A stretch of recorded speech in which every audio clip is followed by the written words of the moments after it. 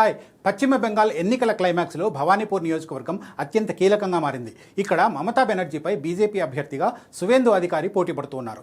BJP high voltage ప్రచారాన్ని ఎదుర్కోవడానికి దీదీ ఎప్పటికప్పుడు కొత్త అస్త్రాలను బయటకు తీస్తున్నారు. ఎన్నికల ప్రచారం రెండు పార్టీల మధ్య అన్నట్లుగా కాకుండా దీదీ వర్సెస్ సువేందు పర్సనల్ వార్గా సాగుతోంది. భవానీపూర్లో మమతను ఓడించాలని బీజేపీ కంకణం కట్టుకుంది.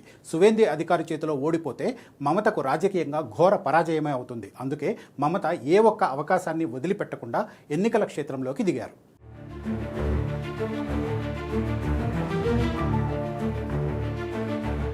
రాజకీయాల్లో ఎప్పుడైనా సరే offence is the best form of defence అంటూ ఉంటారు. అంటే అత్యుత్తమ ఆత్మరక్షణ ఎదురుదాడి చేయడమే.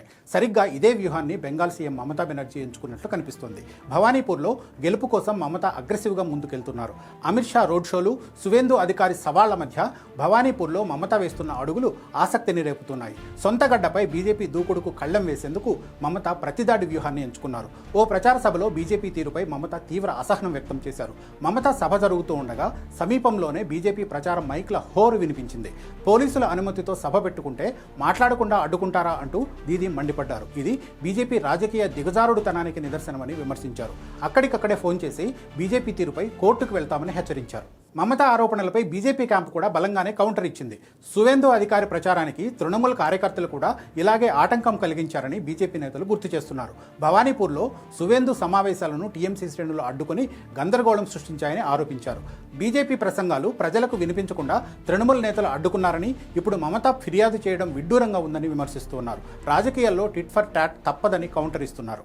భవానీపూర్ సామాజిక సమీకరణాలను మమతా బెనర్జీ చాలా స్పష్టంగా అర్థం చేసుకున్నారు. ఈ నియోజకవర్గంలో దాదాపు 30% మంది ఓటర్లు బెంగాలీయేతరులే. ముఖ్యంగా హిందీ మాట్లాడే వర్గాలకు చెందిన వాళ్లే ఎక్కువ.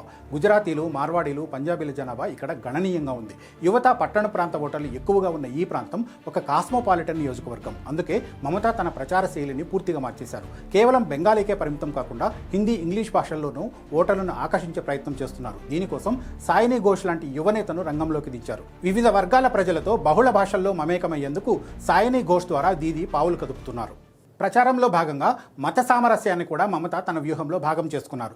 ప్రజలందరి మధ్య సహనం ఉండాలని చెబుతూనే అన్ని మతాల విశ్వాసాలను గౌరవించేలా అడుగులు వేస్తున్నారు. ఆలయాలను సందర్శించడం, హారతి కార్యక్రమాల్లో పాల్గొనడం, హనుమాన్ చాలీసా పఠించడం లాంటివి చేస్తున్నారు. వీటితో పాటు గురుద్వారాలు, క్రైస్తవ ప్రార్థనా మందిరాలకు కూడా వెళ్లి మద్దతు కూడగడుతున్నారు. ఇవన్నీ కేవలం ఎన్నికల స్టంట్స్ కాదని, సమాజంలోని అన్ని వర్గాలకు తన విస్తృతమైన సందేశాన్ని చేరవేయడానికే మమత ఈ మార్గాన్ని ఎంచుకున్నారని ఆ పార్టీ నేతలు చెబుతున్నారు. భవానీపూర్లో మమత అనుసరిస్తున్న వ్యూహాల్లో అత్యంత ఆసక్తికరమైన అంశం ఓటర్లతో నేరుగా మమేకం కావడం.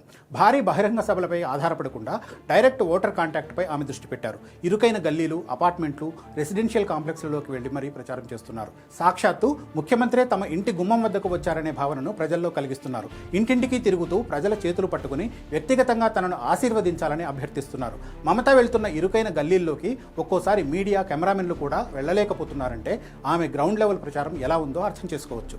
ఇక బీజేపీ కూడా మమతకు ఏమాత్రం తగ్గకుండా ప్రచారం నిర్వహిస్తోంది. సువేందు అధికారికి మద్దతుగా సాక్షాత్తు అమిత్ షా రోడ్ షో నిర్వహించారంటే బీజేపీ ఈ స్థానాన్ని ఎంత ప్రతిష్టాత్మకంగా తీసుకుందో అర్థం చేసుకోవచ్చు.